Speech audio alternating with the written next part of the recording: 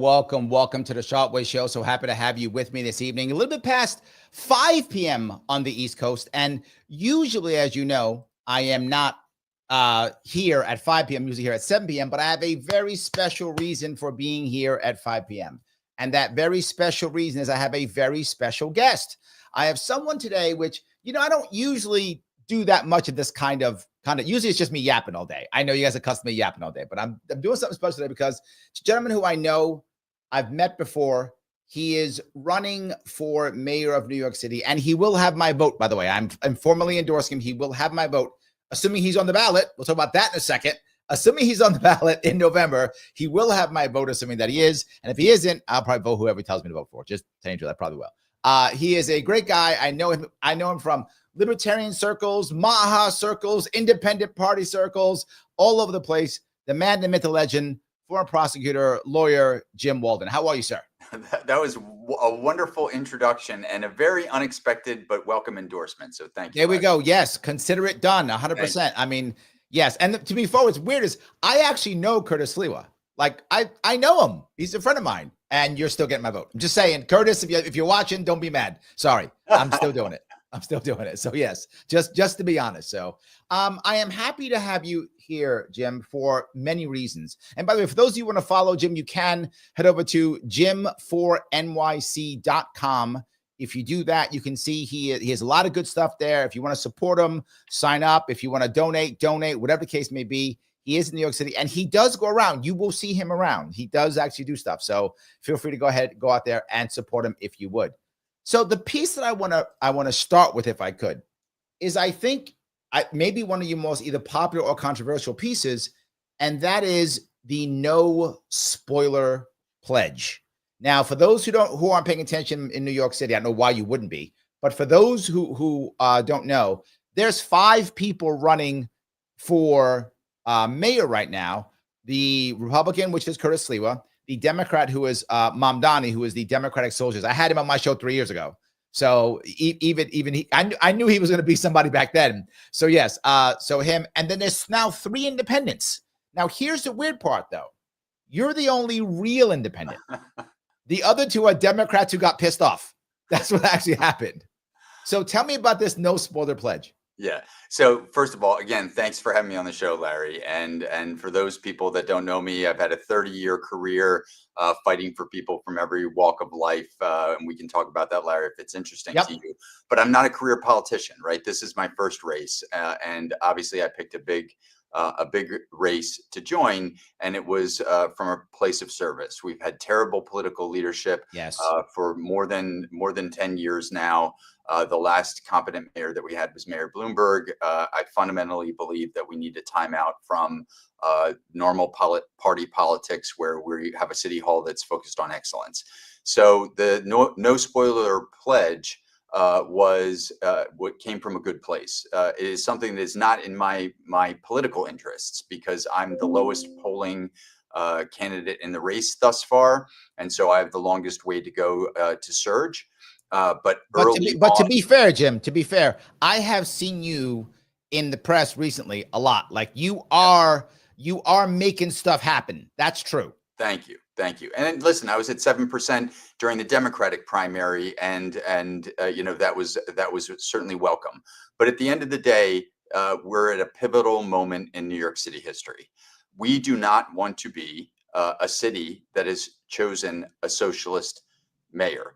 We don't want to be a city that has an anti-Semitic mayor. We don't want to be a city who is run by a mayor who fundamentally distrusts and dislikes police officers.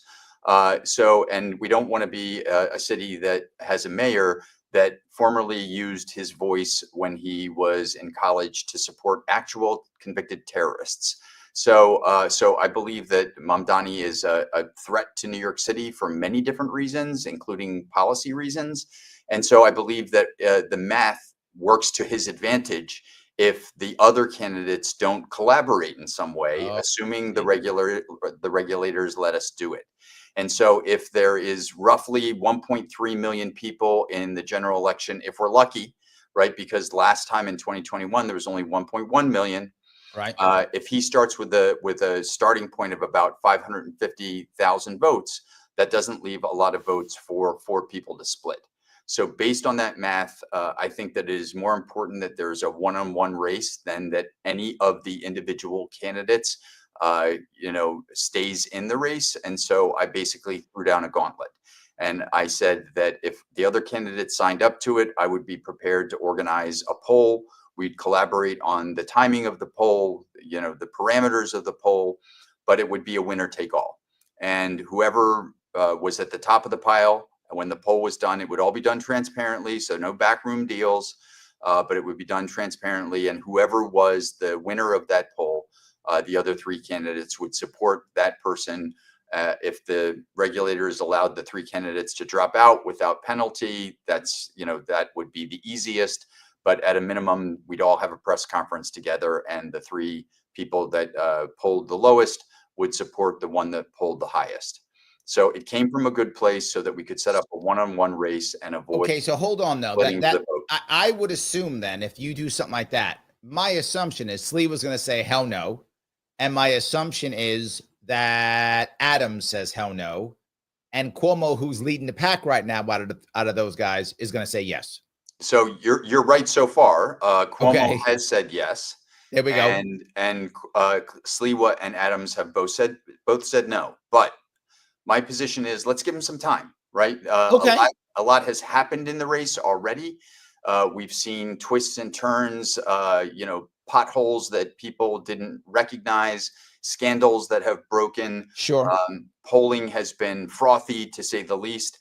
And let's see what happens in September. I did it now for a reason, Larry, and that's because I knew that my polling was low, and I knew that I'm going to surge. And so when people hear me say, when I'm at 10% or 15% or 20%, that I still stand by the pledge, that will give people hopefully some inspiration that there is political leadership that they can choose that says the same things no matter what the fortunes or favors are, no matter which way the political winds are blowing. Wow. Okay. That I like that. You're saying some very harsh things about Mamdani. And I feel like the people who like Mamdani are going to be mad at you about that, right? They're not going to like that. They're going to say, oh, you can't say he's anti this or anti that. And I feel like I don't know details, but I feel like he has tried to kind of pull back a bit. Like he's tried to be like, oh, I'm not really anti-cop. I'm not really anti this. I think he feels that pressure. And I think he's made some attempts to kind of walk it back. Am I wrong? No, you're right. But this is the thing that has always driven me crazy about politicians is that around campaign time, they will say whatever they need to say in order to placate the people that they need to elect them. And then you'll see the real person show up when they get inaugurated in City Hall. And I'm not saying these things without a basis. Whenever I have posted, I was the one person that actually did opposition research on Zohran Mamdani. Why people didn't do that during the Democratic primary, don't ask me. But I'm the one that's getting the information out. I was the one that supplied a lot of the information that the New York Post ended up using. I wrote my own op-ed about this. I remember. Stuff. Yep. And all I'm doing is letting people know the words that he used. So when he said, without any hesitation, that he wants to dismantle, not just defund, but dismantle the police. He literally, I just put up a post last night for those people that want to follow me on social media. The handle's the same everywhere. It's at Jim4NYC, literally put up a post saying that he wanted to abolish the police. So he was at the outer edges of the defund the police movement. And the fact that he's walking it back now, no surprise, but people shouldn't believe it. Insanity is doing the same thing over and over and expecting different results. I say that all the time. It is true. And if we elect people, when we know what their words were, we know what they were committed to at one point in their life, and not that long ago with Mamdani, these posts were only 5 years old, then, caveat emptor, right? Let the buyer beware. Understand that when he gets into office, he is going to defund the police. He is going to have anti-Semitic policies, and if people choose to ignore that, then it reminds me of a certain president who said things that were viewed as supportive of the Proud Boys. And everyone on the left went crazy and said, oh, what a terrible guy he is for doing this. Yet Mamdani, completely vilifies the police, essentially says they're corrupt and wicked. You use the word wicked. He's obviously embraced an anti-Semitic policy because he said he's going to come after Israel as mayor. So these are his words. So let me walk down two parts. Let me walk down his first, right? If you're not saying defund the police, then you're saying support the police. 100%. But isn't that what Slee was saying? And isn't that not kind of what Cuomo's saying? Cuomo has not been exactly the Mr. Support the police in his past. Cuomo has forced them in the past to make changes they didn't need to take or want to take. He has punished them and their unions in the past. He's done those things in the past. Why would you? And again, why would you think that, say, Cuomo or Adams? Well, Adams is a former cop, so he's probably gonna be pro-cop in that regard, right? Why would you then say, Cuomo's a good guy? Wouldn't you go, no, it's got to be Adams, or it's got to be me, or it's got to be Sliwa? Yeah. So, Larry, you're 100% right. As usual, you're totally dialed in. Cuomo actually said that the defund the police movement was a legitimate school of thought. I never thought it was a legitimate idea. I always thought it was terrible policy that is based in police bigotry. When I mean police bigotry, I mean bigotry against the police.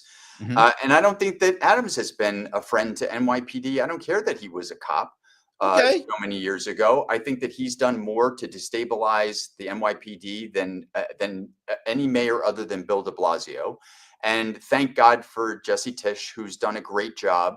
But she's the fourth police commissioner in his first term, for Christ's sake. Yeah. And he promoted people that are now under corruption investigation themselves for trading overtime for sexual favors. You can't make this stuff up. But still, they're not defund the police people. Zohran Mamdani's view of the world, as articulated in his own words, is a world in which police don't exist.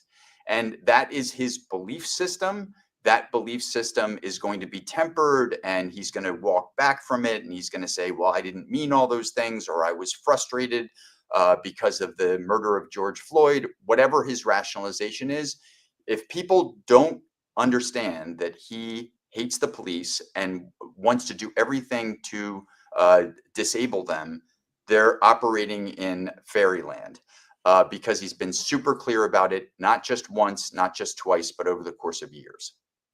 Okay. All right. Shelley pipes in and says, criminals like Cuomo will never like the police. Well, I don't think Shelley likes Cuomo very much. Neither do I, by the way. But I get it. But I do get your point. Point taken, Jim. So let me move, if I could, to another piece then, which is, the idea of why wouldn't Sliwa join forces with you? If it feels like he should, right? Why do you think? Is this a personal issue with him? Do you know? I don't. I mean, I've met Curtis a couple times. I've been very respectful in terms of my words, although he has a very checkered history in himself. I do believe that his heart is in the right place, but I think that with his refusal to take the no spoiler pledge, we're seeing the same kind of vanity politics that we see from the other candidates. I mean, this is not about the best interests of New York.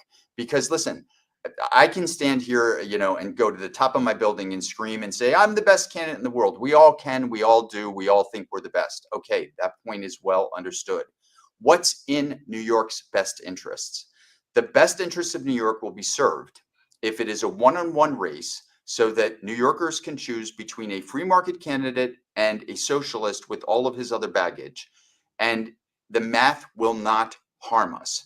With 4 candidates in the race, the math will harm us, because no matter how well anyone does, it will be harder to get to the Mamdani threshold if you're splitting the vote 4 ways. But let me go to what Mike Voss says. Mike Voss, he says, of course no one will drop out the race because a poll says so.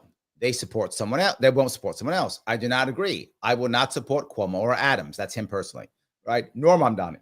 Excuse me. Same for all New York City. That's ranked choice voting thinking. Is there a worry then? And this is an open question. If assuming Mike is correct, that people say, no, I'm not going to support Cuomo. So then in your in your case, everyone agrees if it happens. And then in this case, either Cuomo or Adams is at the top. Everyone drops out. So now it's Mamdani versus Adams or Mamdani versus Cuomo. Well, Mike says he's not going to support him. Does that mean Mike stays home? So then do the Curtis Sliwa people stay home?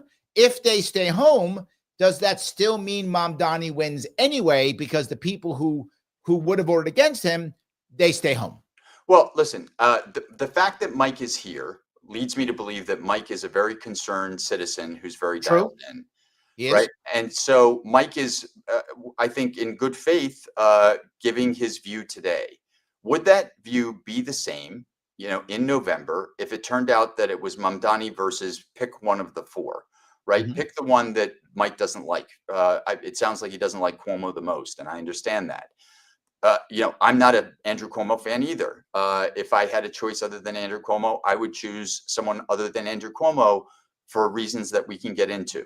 But, I'd love to resurrect Mother Teresa and have her be the mayor, but we can't do that, right? So we're stuck with who we're stuck with.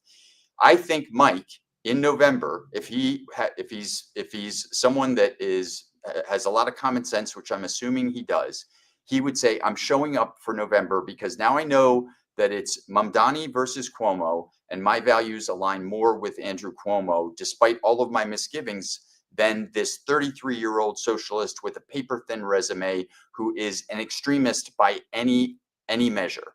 That's my guess. Okay. So I think that the Mikes of the world show up at the polls. Okay. All right. That makes sense to me. I see where you're going.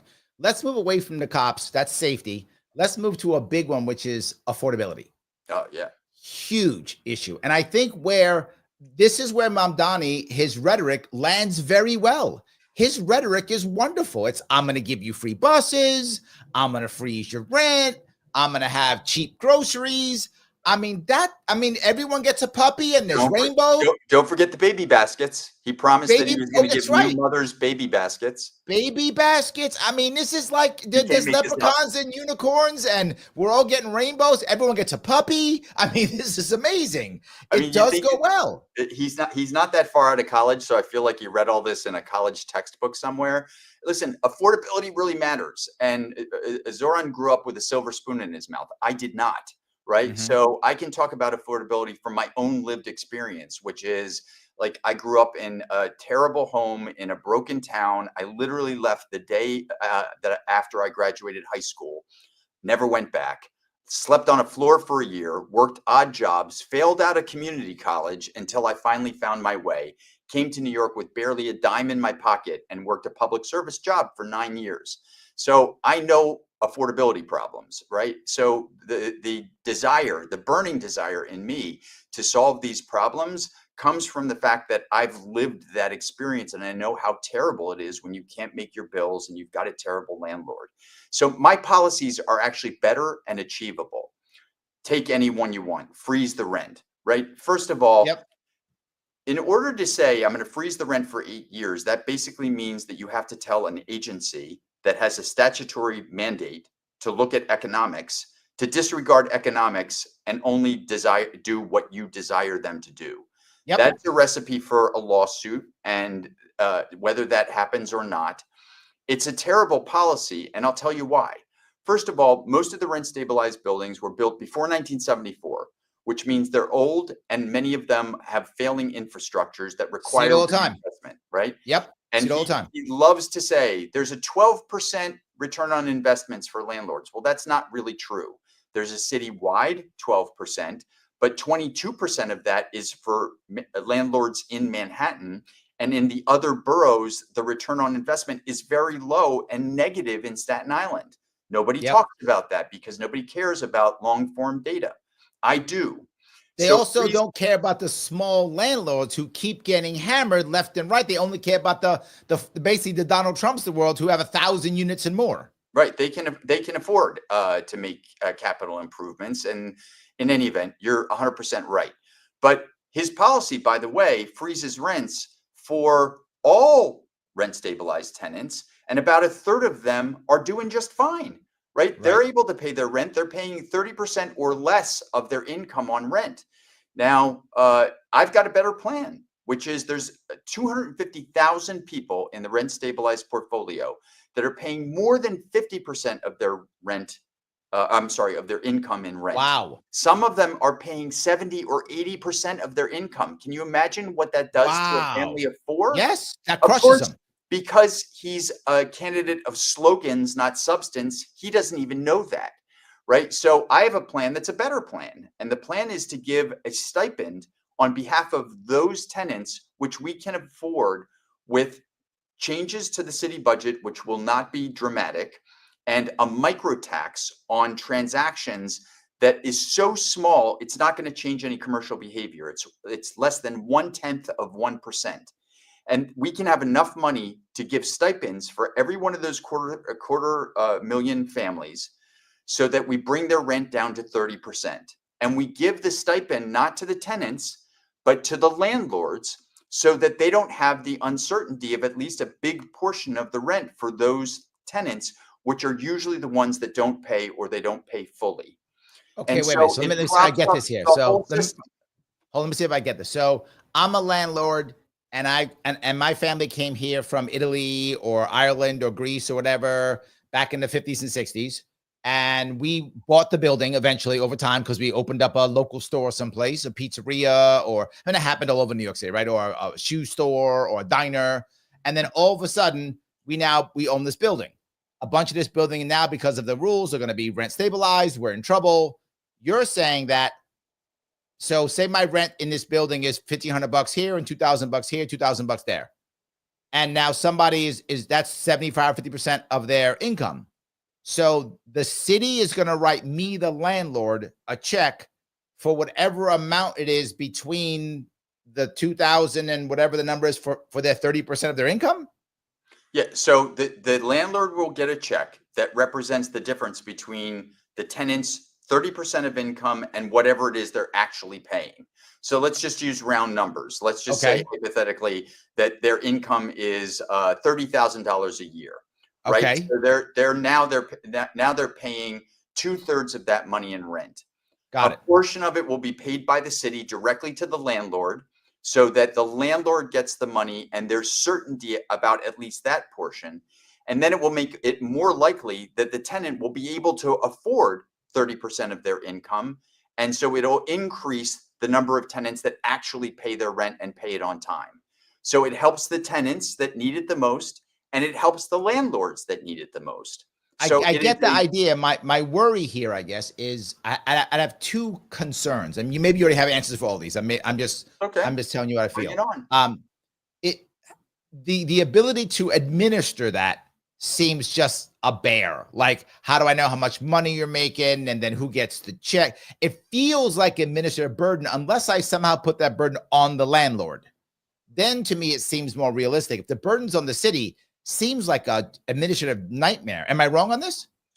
I think most of the data already exists. The Rent Guidelines Board has very, very, very detailed data on rent levels. Okay. And so you're not going to necessarily have to make the calculation on a household by household basis as opposed to certain categories of tenants.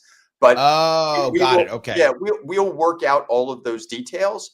But the critical part is it solves the most serious parts of the problem. Number one, the tenants that are so severely rent burdened that they're often not paying rent at all, or they're paying a very significantly lower part than their actual rent. And number two, the landlords that are stuck with bills that they can't pay. Yes. So that's because of our laws, they can't evict them to put somebody else in. Right. Well, there's the other innovation in my plans, which is when we build new rent stabilized buildings, it's going to be a new program. And it's going to be contract based, and there's going to be no more housing court. The tenant, if they want the apartment, they're going to have to waive their rights to file any litigation in the housing courts, and they're going to have to agree to binding arbitration. So that there will be a mobile mediator system. The mediators will literally come to the properties. They'll adjudicate whatever the dispute is, and that will be binding, and it will save the city a huge amount in wasted money for these housing courts that are often wildly pro-tenant, anti-landlord. And get delayed and delayed and delayed and delayed. So basically that whole time the landlord's on the hook for not getting any money at all. And it'll just be more efficient and more fair. So with all of these things, Larry, like I drill into the details often myself and figure out a solution that where everybody wins a little. And that's the way I want to govern in City Hall, is not to help this group or that group, but to try to find a way to help everyone advance at least a little. So Daniel is over on Instagram and he says, it's refreshing that New York City may have an option besides Mamdani and Sliwa. So somebody's happy. So there we go. There we go. Somebody is happy. I do like that. So then, let me then, if I can, this part, I'm worried about one part, that Mamdani, if it's you versus Mamdani, and I think you're going to be okay with this. He is going to attack you as a evil capitalist. He is, right? I mean, he is. And he's going to say, evil capitalist, you are going to start giving money to the evil landlords because these evil, greedy landlords, they are out there punishing and crushing people on purpose because they're evil and greedy because they're landlords. And capitalism by default is evil. So why are you so evil? I mean, that is going to happen, isn't it? I hope he's that stupid. He's not that stupid, but I hope he's that stupid, Larry, because he needs the business community. When we go and there will be a debate. There's already 2 debates scheduled. I've been invited to both of them. One is from WPIX. I believe it's on September 15th, and one is the CBS one that I believe is on the 18th. But check, everyone. Don't hold me to that. He's not going to be able to come after me during the debates on that basis. But even if the no spoiler pledge gets agreed to, and I'm the front runner, and it's one-on-one, I hope he attacks me that way, because then the business and the real estate community and every lawyer in the city and everyone who is astute will walk away from him, because that will be showing his true colors. And remember, he can't show his true colors. He has to appear to be more moderate than he is. So he's not going to be able to attack capitalism. And by the way, my safety net is much stronger than his, because it's actually based on policies that we can achieve. His free buses, he doesn't have any control over that. That's the MTA. He can't tell Kathy Hochul, make the buses free. Like, a lot of the things that he wants to do are just ideas that he can't execute on anyway. So even when it comes to his own policies, I'm going to tear him apart. Remember, I was the nationally ranked debater, right? This is going to be the place where, where if people don't think I shine in other places, this is where I'm going to shine. So I can't wait to debate him on that, because he can't get around the fact that he will lose this election if he reveals his true colors. My concern is he might do it anyway because he's a true believer. De Blasio did. De Blasio said who he was, and de Blasio is a true believer socialist. I think Mamdani is also. I think he might. I think because he's a true believer, he might be, hey, I'm a proud socialist. Here I am. He might do that. Well, that's all I'm saying. I don't know, but he might. You very well may be right, but elections in New York are largely driven by centrist Democrats, right? And I'm very certain that the 4 candidates that are opposing him are going to do everything possible to get out the vote and make sure plenty of centrists show up. And if Mamdani reveals the truth of what I know about him to be true, then he's going to lose some of his base. What percentage he's going to lose, I don't know, but there are a lot of grandparents and parents that wanted to support their younger voters who were all energetic about Mamdani. But when push comes to shove and they're in the voting booth and they're thinking, okay, this guy's going to destroy the city's economy, they're not going to pull the lever for him. Okay. Well, you said do anything. I'm going to show something that you did, because you are saying you would do anything. You actually went skydiving. This is actually you skydiving, just so people can see he wasn't playing games.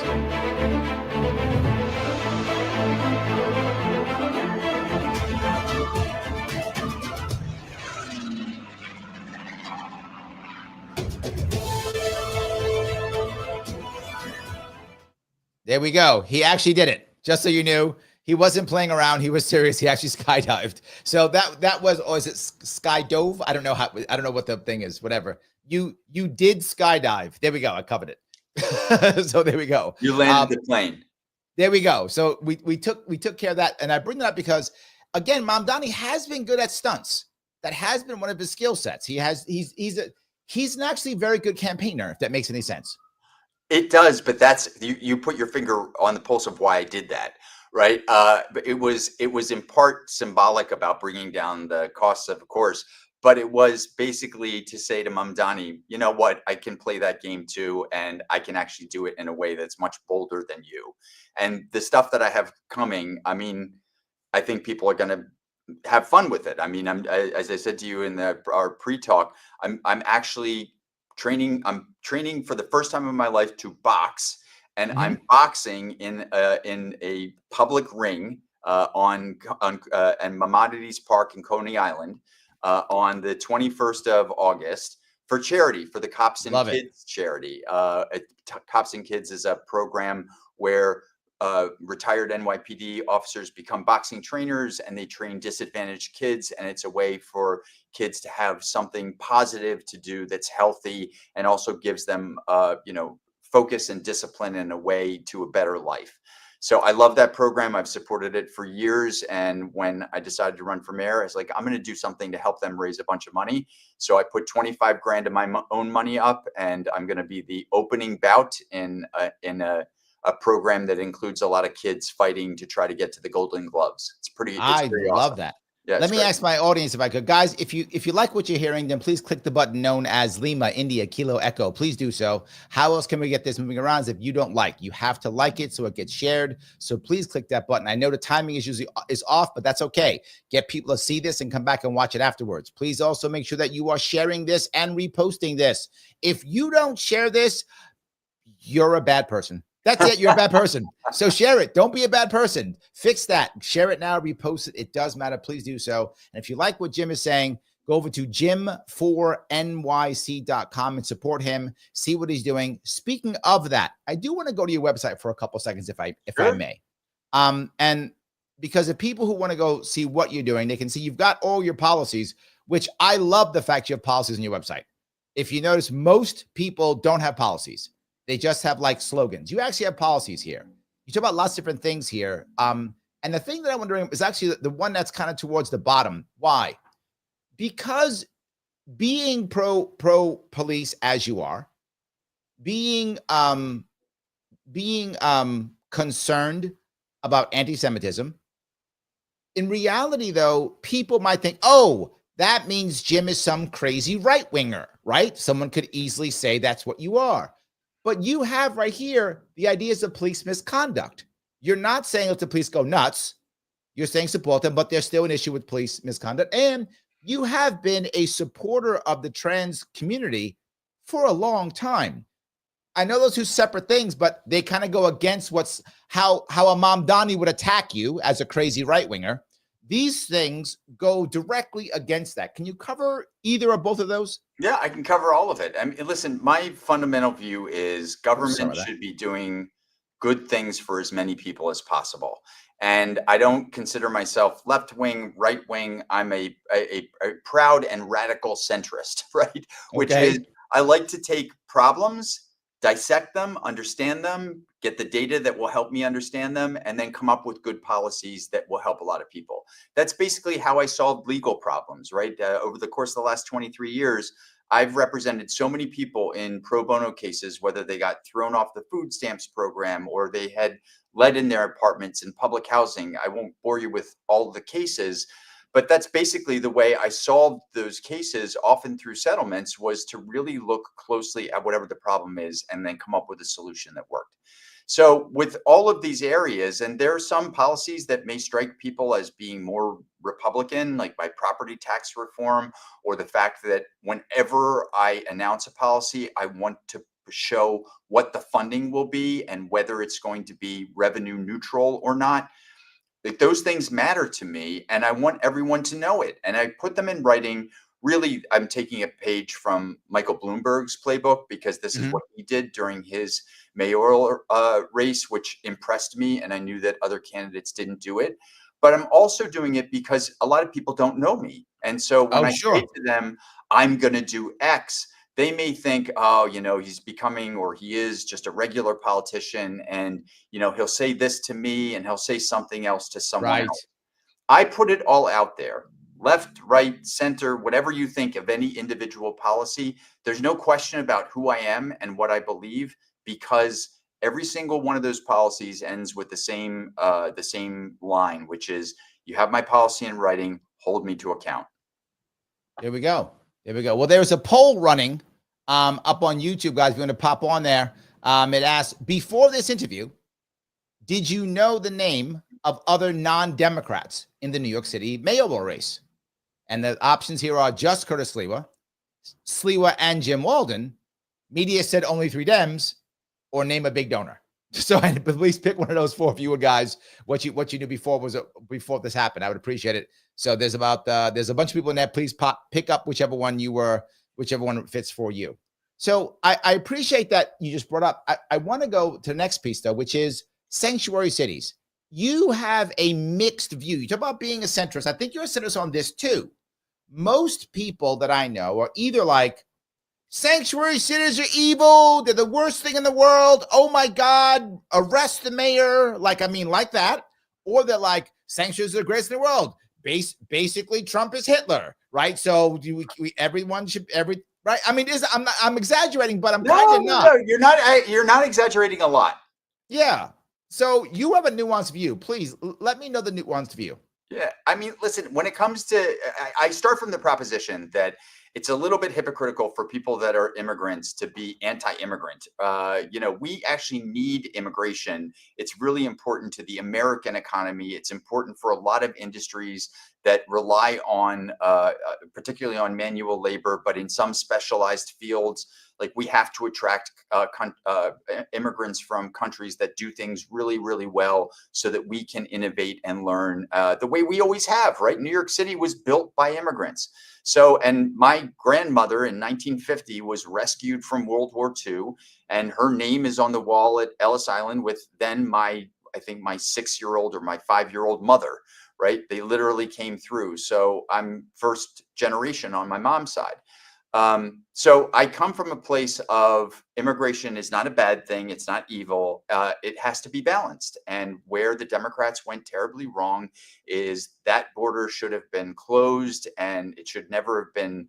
I don't know if it was ever totally open, but it seemed like it was open, and they created a huge problem for themselves. And to make matters worse, a number of Democrats in a way that I think was just so ridiculous said, oh, we want the immigrants here because they can vote. And that really was used as a cudgel, appropriately in my view, by people on the right, because that's a bad reason to try to attract immigrants here so that you can make them citizens and then essentially game. That's a terrible look. In any event, putting all that aside, my view of sanctuary cities is this. It is good that we provide a safe haven for people that either have gone through the immigration process the right way or have done, as much as they can. So I'll give you an example. We have political asylum claims that people can file even if they enter the country illegally, right? They have a certain amount of time under the law to file a political asylum claim.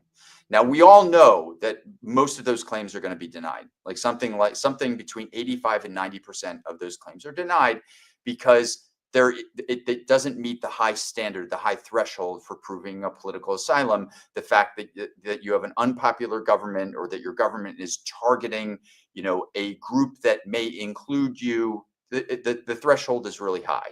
But that law is important. And you know what? That law was written by Republicans from Florida back in the day. Oh, okay. So, we should abide our laws. And so my view is there's a family here that filed a political asylum claim. We need to support them unless or until their political asylum claim is denied. And if it's denied, then they should be shown the door. Criminal migrants, as far as I'm concerned, we need them out of our communities and out of our country, period, full stop. And give you a specific example. Your viewers may remember that there was a young woman who was having mental health challenges that was minding her own business on the subway one day, and she was lit on fire by an immigrant. And her name was I remember. Kwam. Yep. Right. So That assailant was eventually arrested and he was put in Rikers Island, and ICE wanted to file a warrant on him so that if he was released from Rikers, which under bail reform, anything is Yes. possible these days, Very he would true. be detained and he wouldn't be walking the streets again. Okay, who could possibly argue with that? Under the sanctuary city laws, that detainer was rejected. So to me, the sanctuary city laws, or whatever we call them, need to be revised because we should be completely cooperating with the federal government when it comes to criminal migrants. And on the other stuff, I just wish that there could be, and as mayor, I would make sure that there was a conversation among and between me, not my emissaries, but me, uh, Mike Johnson, and President Trump about a way to enforce the other aspects of immigration that are more humane and less abusive. And certainly we have seen some of that. Now, on the other side, we've also seen a lot of people that are anti-ICE threaten, intimidate, interfere with, obstruct ICE officers. I don't agree with that. I think that that's terrible and that people are spoiling for trouble if they inject themselves into what is already a tense situation, even if they're not in favor of it. What Brad Lander did during the Democratic primary, he was arrested. I thought he was going to be prosecuted. I thought for sure that Pam Bondi was going to make an example of him because he was clearly trying to stop the ICE agents from doing their job. I don't agree that ICE agents should be in immigration courthouses to arrest people, but if they are, the public, elected officials should not interfere with them in any way, shape, or form. That's my Okay. balanced view. So let me move on to a part that's close to my heart is while you're an independent, I think a lot of people see that you have Maha leaning views sometimes, libertarian leaning views sometimes. So you kind of go back and forth here or there depending on what the issue is.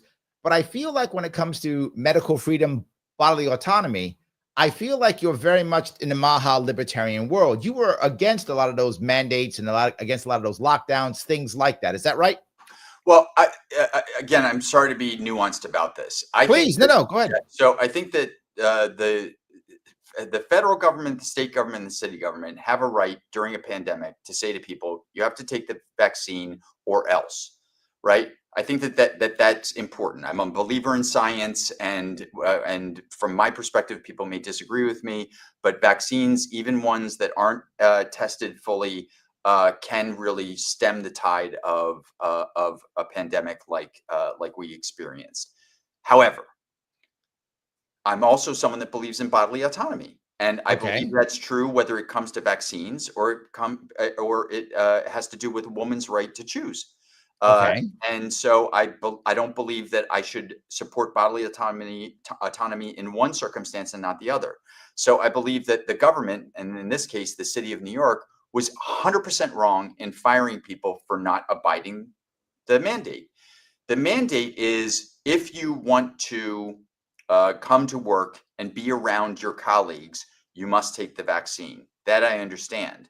If someone says, no, I'm not going to do it for a good reason or no reason at all, they shouldn't be fired for it. That's ridiculous. That would those people that advocate for that fire someone for another medical choice they made with their body or another personal choice they made with their body? That's crazy.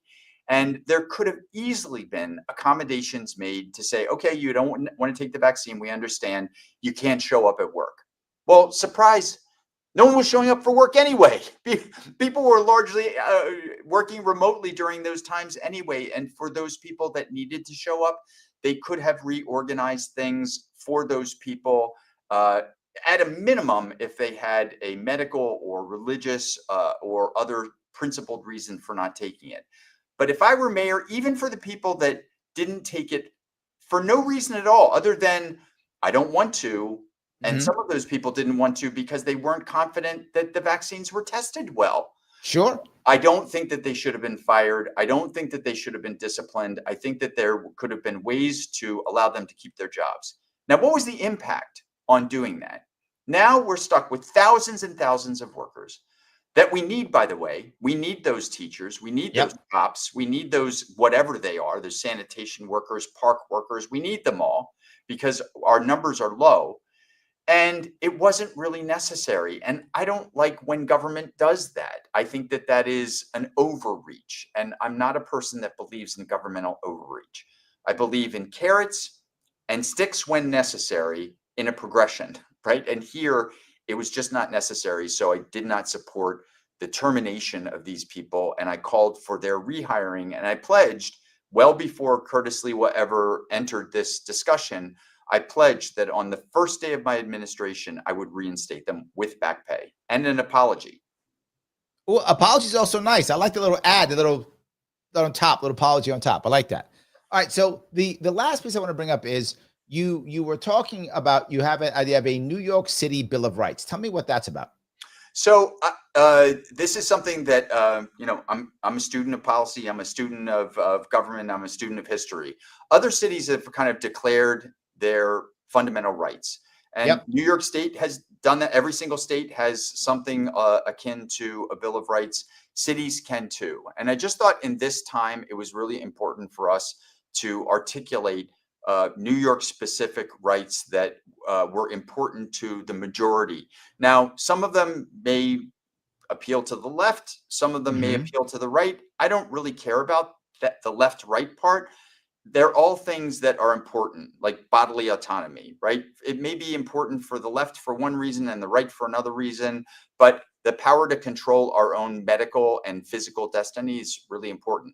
The right to academic freedom is very important. The right to health care is very important.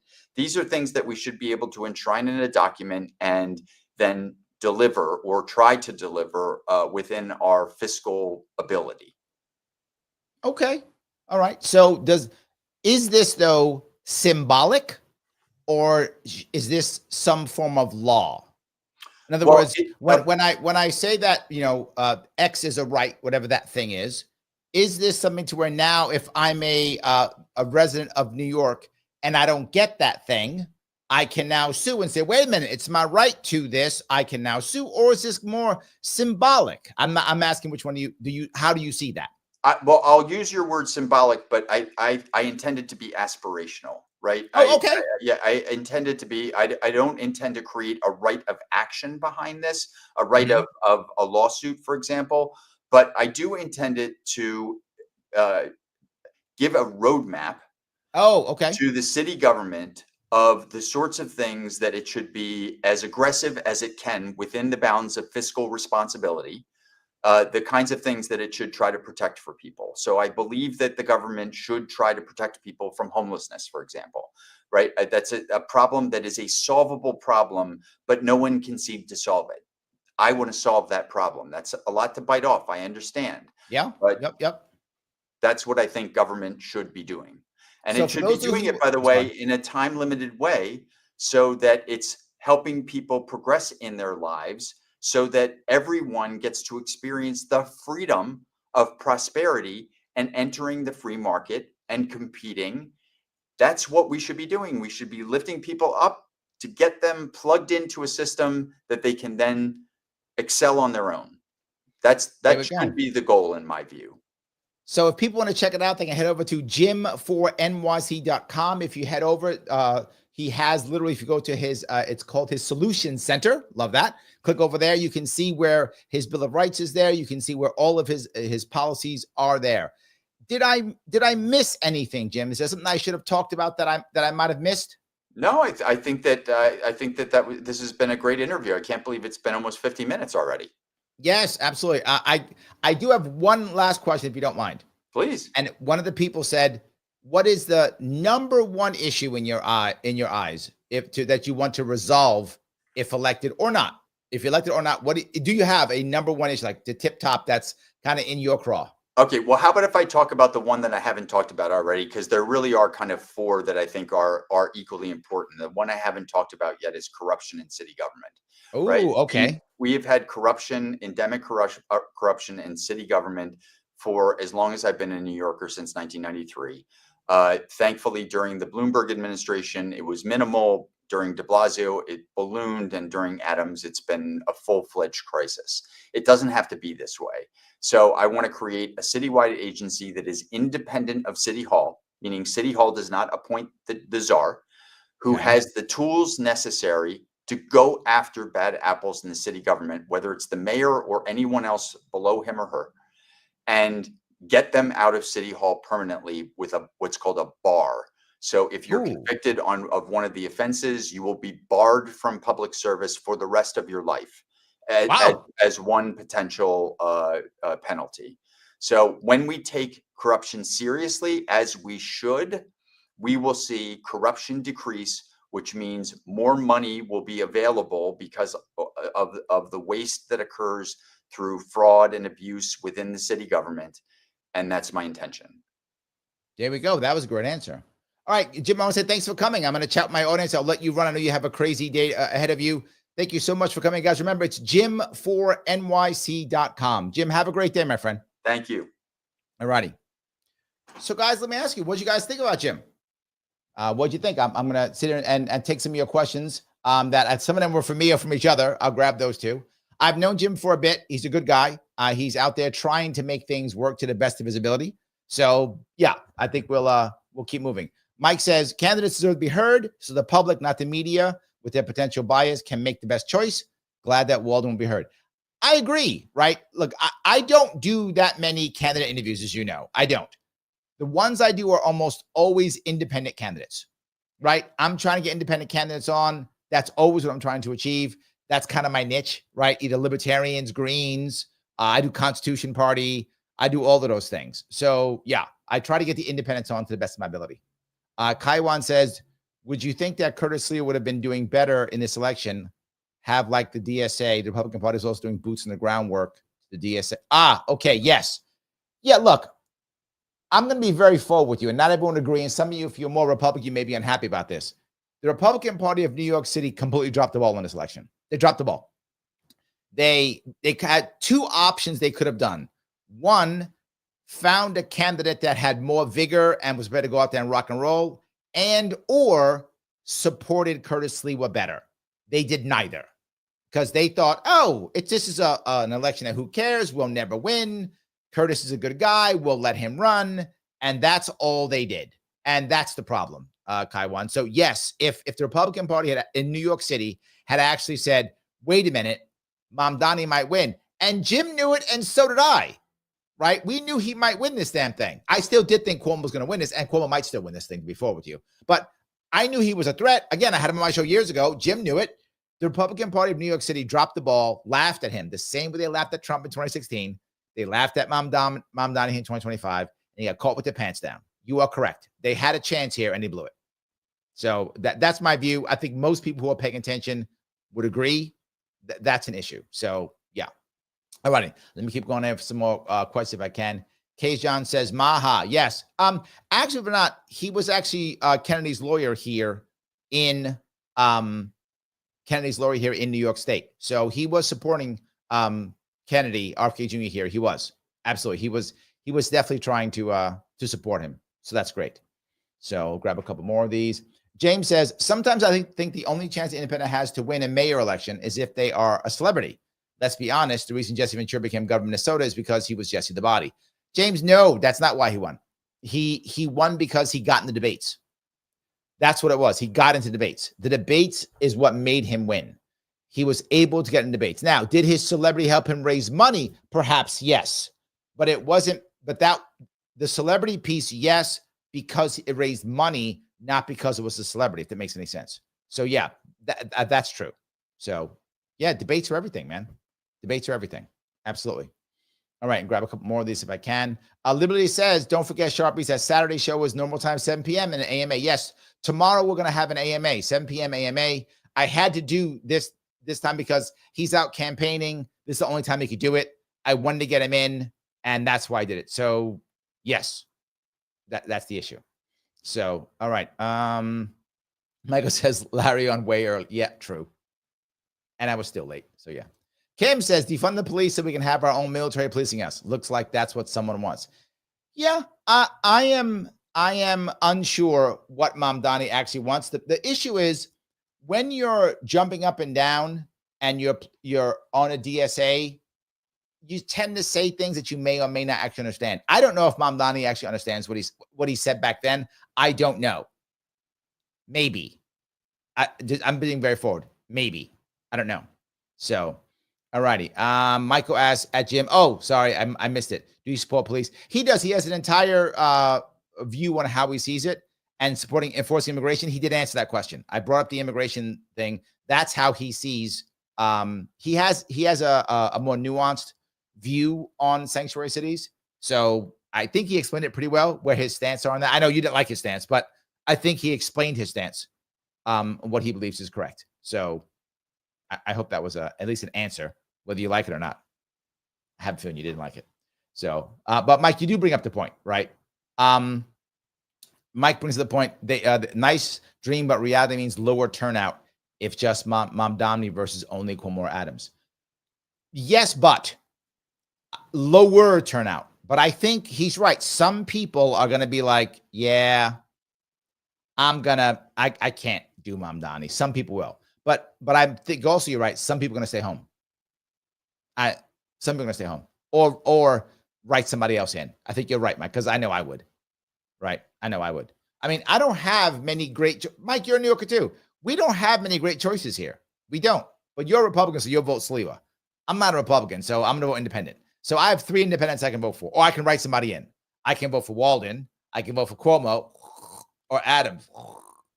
The only real independent is Walden, so he gets my vote. I know some of you be like, but what else I got? Yes, Walden's a good guy. I know him personally.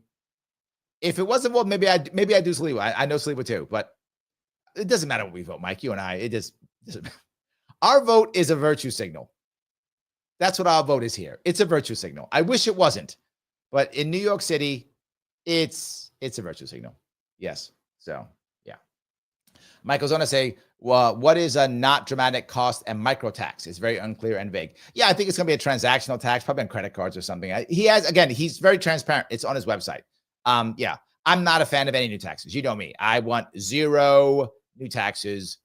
I don't want government giving out any money. None. I don't want any of that. I get it. But again, I got to look. I'm just being realistic here. I have a guy who does not want to freeze the rent and a guy who wants to freeze the rent. That's where I am, Mike. I'm sorry, I keep saying I am. That's where we are, Mike. There we go. That's where we are. This is where we are in New York City. Everyone else who's not in New York City, me and Mike happily accept your condolences because that's where we are. That's where we are now. So yeah, it's not great. It's not great. So, all righty. Mike says, who? Oh, you had a lot of questions, Mike. I'm going to see if I can get him on your show next, and you can ask him all these questions yourself.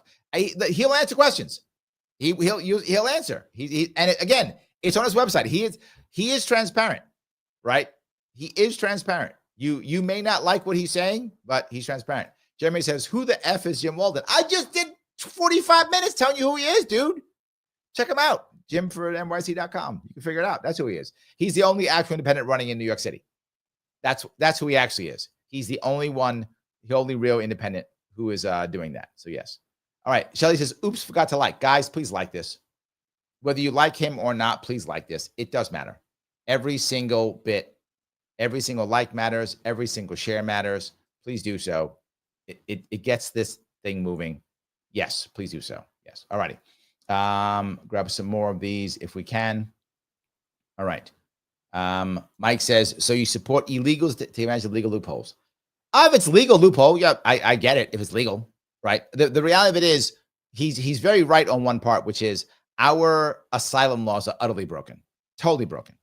And for everyone who goes, everybody who crossed the border illegal is illegal. Not true. It's factually not true. Some of them, now his point's valid also, right? Some of them have actual valid claims that our laws would accept. Now, obviously, he says it 85, 95% get rejected because most of them are BS. But there is a 5 or 10%, whatever number is, of people who actually do have real claims that would fit our laws. But our laws are so broken that we've got to have the 95% who are BSing us in the country. So, yeah, we need to change our laws. Our laws are bad. I don't know why we even have asylum seeking laws anymore. I mean, that was Cold War shit. Not required anymore. They should all go away. We don't need any of them. Just let people come if they can work and make them legal through an asylum program so we can vet them. Vet them, let them in. Vet them, let them in. I don't care why. Vet them, let them in. That's how I see it. But anyway, Kim says never vaccine mandates. I'm with you. You know I don't want to, but here's the funny part. Everybody running except maybe Sliwa, I'm not even sure about Sliwa, is for strong mandates and lockdowns. So again, it's New York City, Kim. New York City. Just saying. Shelly goes, never mandate anything that isn't necessary. I would get rid of the isn't necessary. Never mandate anything. Period. Don't mandate. Yes. No. Never mandate anything. So you know where I sit in this, guys. I'm not here to beat the guy up. I'm here so you see who he is, what he's doing, what he thinks. And then if you're in New York City, do you want to vote for him now? I'm going to vote for him still. But I don't want to mandate. But Cuomo is going to lock us all down and mandate us. Mamdani is going to lock us all down and mandate us. And fire us. So's Hochul. So, yeah. Anyway, so I know I sound doom and gloom sometimes, but I recognize where I am. Like I recognize where I am. That's all I'm saying. So, yes. Joel says, seems like a good guy. I think he is a good guy. And I mean that sincerely. He is a good guy. We don't agree on every policy, obviously, but he's a good guy. So, yeah. Do I think he would actually try to fix things? 100%. I do believe that. Do I think he is less corruptible than most? Yes. Why? Because he's still running independent, and they bribed him to get out. They have. And he's still running. Now, he didn't tell me that, but I've run independent. They always try to bribe you. That's what they do. So that's why, again, I want to be very clear. He did not say he was bribed. He didn't say that. I have no knowledge. I just know because that's what they do. I want to be clear. I don't want to get him in trouble. He didn't tell me that. He didn't imply that. I'm just saying it. So if anyone's mad, blame me. I'm saying they tried to bribe him and he said no because that's what they do. So that's why I'm saying the independent guys who say independent, yeah, they're less likely. No one's impossible, but they're less likely to be bribed. So yeah, I think he would actually try to fix things. I do believe that. Yes. James says, I plan on interviewing third-party candidates in North Carolina on the Political Freedom Fighters podcast, or PFF, for short. Okay. Next year to celebrate the 250th anniversary of the U.S., just to trigger the duopoly. I love it, man. I love it. I rarely, maybe I should try doing some mainstreamers. I know a couple of them, but I feel like the mainstreamers don't really have policies, and then I got to wind up beating them up instead of having real conversations. And at least with Jim, I can have a real conversation. I can see where his head is on stuff. I told the Democrat Republican, it's just going to be talking points, or I got to do blood sport. I don't want to do blood sport. I don't want to do talking points. I want to have a conversation. I mean, maybe, but maybe. I had to go with Mamdani because Mamdani is a DSA member. If you want to see the interview I did with him, just put Larry Sharpe and Mamdani. We had actually a conversation about what he thinks. So that's why I say he is a true believer, Mamdani. He's a true believer. So he might do it. So Kim says, and Ventura also campaigned effectively. He did, but even if you're campaigning effectively, it's still against you. So yeah, absolutely. Massman says, I thought Ventura was a solid libertarian. He's a Green Party guy. He's Green Party. Yeah. And then James says, yep, disappointed Jesse Ventura for supporting Kamala Harris in 2024. He's not a libertarian. So no, he's not that. Yep. Kim says, I feel so sorry for New Yorkers, but I can see New York slime is making its way to Missouri. Makes me really sad. I tell you guys all the time, what happens here comes to you. It's a matter of time. That's it. It's a matter of time. Eventually, it comes to you. Why do you think I sit here and fight so hard? Yes, it always eventually comes to you. So, yeah, what a horrible way to wrap this up. Guys, I want to say thank you so much for giving me the time that you gave me. I appreciate it. I hope you enjoyed talking to Jim. If you want, tell me if you want more of this type of interview. I don't know if you like this stuff or not. Usually it's just me yapping or doing like videos and stuff. I'm happy to mix and match if you think this is appropriate, you want to see it. Whatever type of show you want. I do want to shift and keep the audience happy. You guys are the reason why I do this. So, of course, please like if you would. You have to interact. If you don't interact, YouTube will ignore me. YouTube will punish me. So please interact if you would. It really does matter. As you know, I'm going to do a quick pitch for Civil. Guys, I'm on Civil. This show wasn't on Civil, but Monday through Thursday is on Civil. My Wednesday show is Civil only. If you want to check out Civil, please, Civil, CIVL.com. Code is Larry, LARRY, for 50% off. If you can take care of that, that's great. They are our sponsor. And of course, if you want to head over to the Advocates, there is a link in the description here. Take the World's Smallest Political Quiz and share it. It does matter. Every bit counts. They are a sponsor, and they keep us going to ensure I can keep doing this and spend less time working and spend more time doing this. Adding on to that, what I do love, membership does matter. If you want to become a member, you can always click on YouTube, click that join button, $49 per month, keeps the membership going. Every membership also does count. It is great. I do appreciate that whenever possible. Quick comments on Rumble. Let's see here. GRD says, is there a spot for Larry Sharpe in the Jim Walden administration? Maybe. If he wins, I'll hit him up. See if I can get a job someplace. We'll see.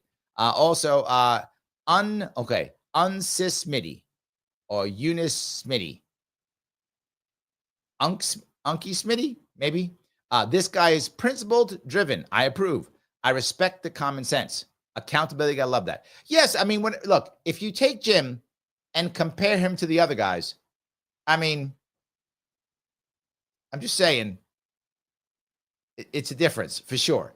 It's definitely a difference if you take him and compare him to the others. 100%, right? 100%. Kim says, Civil's awesome. I hope to see more of you there Wednesday. You won't be sorry. Oh, that's nice. Oh, I'm sorry. Uncle Smitty. That's who it is. Thank you. Uncle Smitty.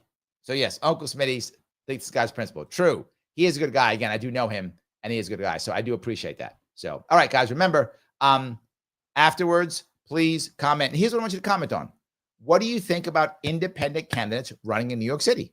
That's it. We think about independent candidates running in New York City. Please comment after this live is over, wherever you are, whether it's YouTube, Facebook, whatever case may be, particularly if you're on YouTube, so that they can pay attention. And again, if this is not live, you can see 2 videos pop up.